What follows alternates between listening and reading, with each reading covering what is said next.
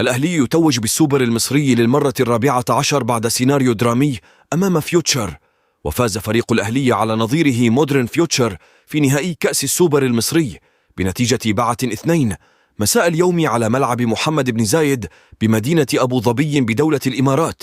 وسجل محمود كهربا الهدف الأول لفريق الأهلي بصاروخية رأسية من ركنية لعلي معلول، والتي سجلها بنجاح في شباك محمود جنش حارس مرمى فيوتشر في الدقيقة 13.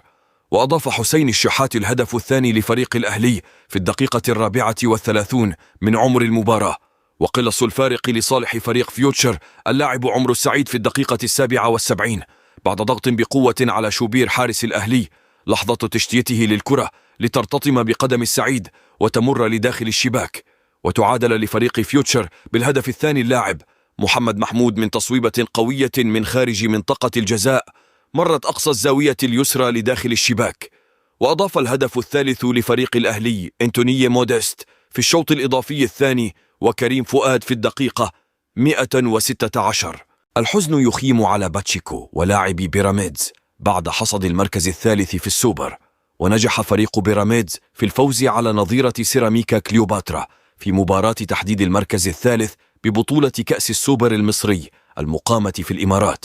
وبدا على وجه باتشيكو المدير الفني لفريق بيراميدز ولاعبي الفريق الحزن أثناء تسلم الجوائز. كما لم يحتفل لاعبي بيراميدز بحصد اللقب الثالث في بطولة السوبر المصري، متفوقا على غوارديولا وأنشيلوتي. كولر يفوز في استفتاء جلوب سوكر لأفضل مدرب.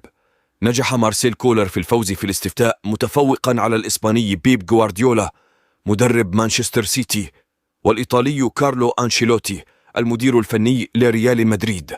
وحصد كولر ما يقرب من 27% من إجمالي الأصوات، ويليه غوارديولا في المركز الثاني ب24%، وجاء أنشيلوتي في المركز الثالث ب23%.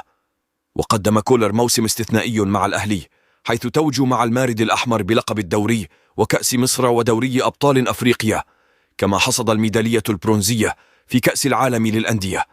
كما نجح النادي الأهلي في حصد جائزة أفضل نادي في العالم المقدمة من جلوب سوكر، متفوقا على أندية الدوري السعودي وعلى رأسها الهلال والنصر والاتحاد.